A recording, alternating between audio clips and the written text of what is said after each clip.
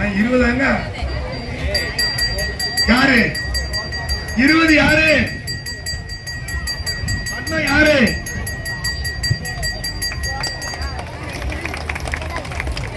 விளையாட்டு இல்ல. இவங்க எல்லாம் என்ன பிரார்த்தனை வந்திருக்காங்கன்னு எனக்கு தான் தெரியும். நான் ஒன்னும் பிளான் பண்ணி இந்த பிள்ளைய சொல்லல. வந்த பிள்ளை நான் ஏற்கனவே அருள்வாக்கு கொடுத்து முழுமை ஆகல. 20% தான் குணமாயிருக்கு. இவங்களுக்கு டைம் 3 மாதம் சொல்லியிருக்கேன். வந்துருச்சா நம்பரு? இந்த வட்டம் பாத யாத்திரையை நான் நடத்துறதே இவ பிள்ளைக்கு சரியாகணும்னு நான் தெரிஞ்சுக்கோங்க. என்னோட பிரார்த்தனை. கரெக்டா ஆளை கூப்பிட்டாளா அன்னத்தோட பார்த்தா இதுக்கு மேல சொல்லணும் அறிகுறி. இப்ப நம்புறியா? இதான் சாச்சி அந்த சொல்லு.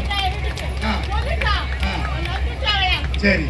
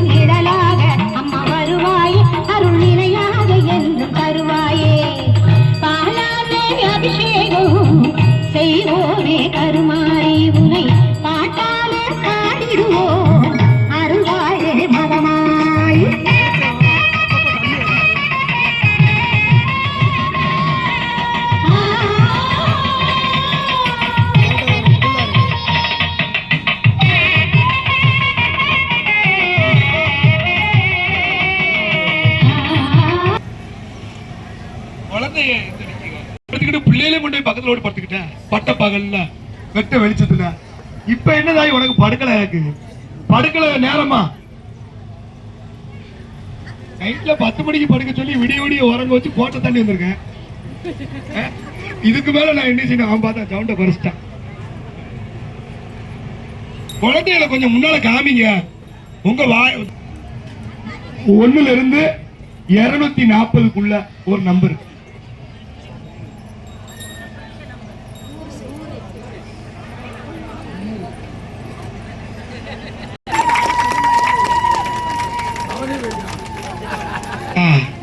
யாரு இவனுக்கு நான் ஒரு உரியும் சொல்லல, சொல்லிடணும்.